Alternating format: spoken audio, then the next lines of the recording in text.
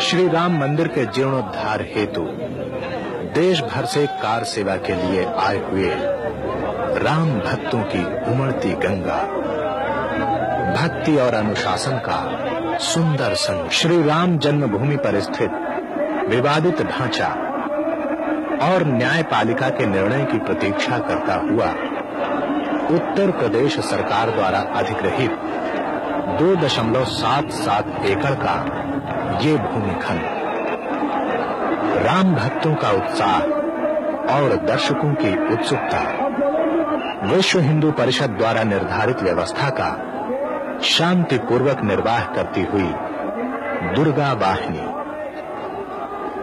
अधिग्रहित भूमिखंड के चारों तरफ बनाई गई सीमा सुरक्षा व्यवस्था,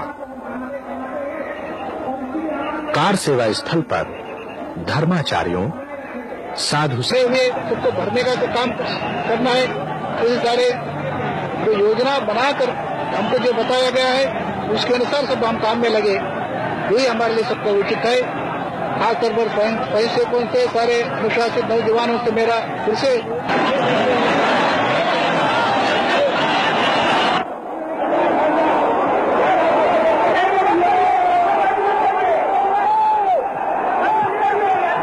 लगभग 11:50 पर व्यवस्था नियंत्रण से बाहर जाती प्रतीत हुई। विवादित ढांचे पर तैनात सुरक्षा कर्मियों पर पथराव शुरू हुआ।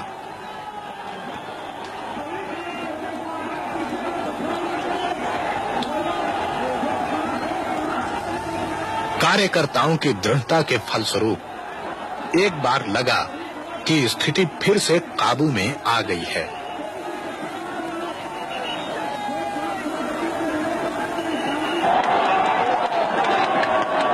लेकिन कुछ युवा लोग श्री राम मंदिर परिसर की बाहरी दीवार के बाएं कोने में लगे पेड़ के पास से प्रवेश करते दिखाई दिए।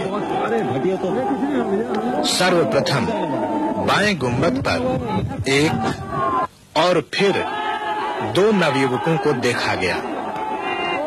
एक युवक ने गुंबज के कमल दलों को तोड़ना प्रारंभ किया और दूसरे ने ध्वजा फहराई।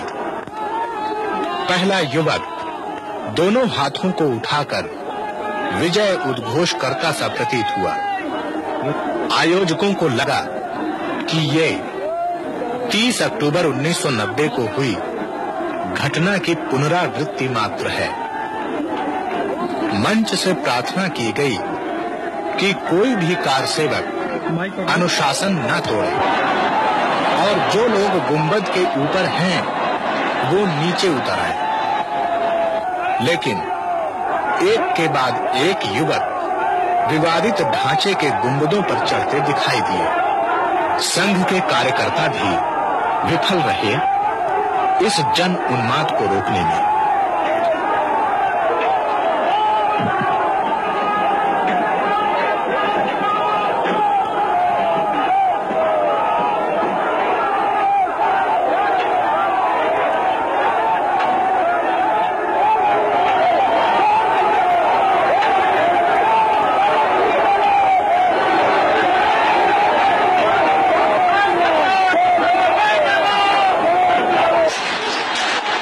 समय 12:10 पर केंद्रीय सरकार को इस वस्तु स्थिति की जानकारी प्राप्त हो चुकी थी।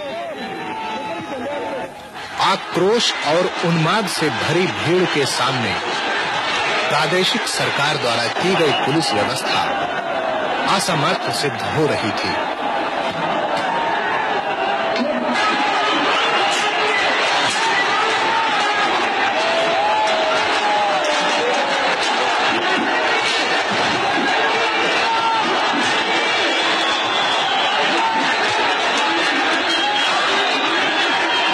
बजकर 45 पर प्रार्थना की।